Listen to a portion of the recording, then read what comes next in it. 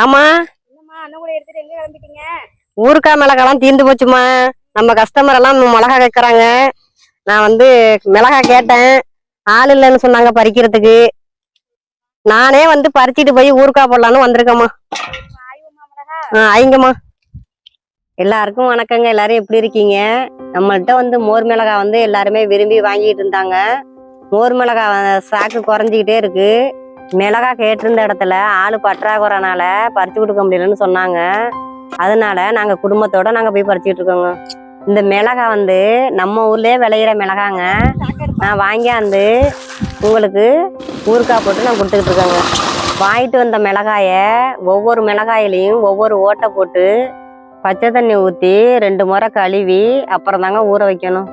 இப்போ என்னென்ன பொருளெல்லாம் மிளகாயில சேர்க்கணும்னு பார்க்கலாம் வாங்க. கழுவி எடுத்த மிளகாயில சோறு வடித்த கஞ்சி தண்ணி சேர்த்து, புளி கரைசன தண்ணி சேர்த்து, தயிர் போட்டு தேவையான அளவு உப்பு சேர்த்து நல்லா குலுக்கி விட்டு ஒரு 10 மணி நேரம் ஊற வைக்கணுங்க.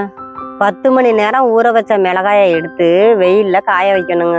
காய வச்ச மிளகாயை அள்ளி சாயங்காலமா அதே மோர் தண்ணியில் ஊற வைக்கணுங்க.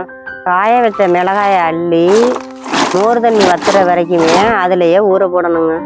இப்போ அடிக்கிற வெயிலுக்கு 1 வாரம் காய வச்சு எடுத்தா மோர் மிளகாய் தயாருங்க.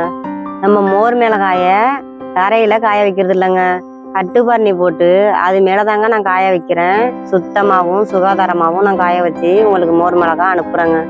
உங்களுக்கும் மோர் மிளகாய் வேணும்னா மேலே தெரிகிற வாட்ஸ்அப் நம்பருக்கு வெப்சைட்லேயும் ஆர்டர் போடுங்க, நான் உங்களுக்கு தரமாக அனுப்பி வைக்கிறேங்க.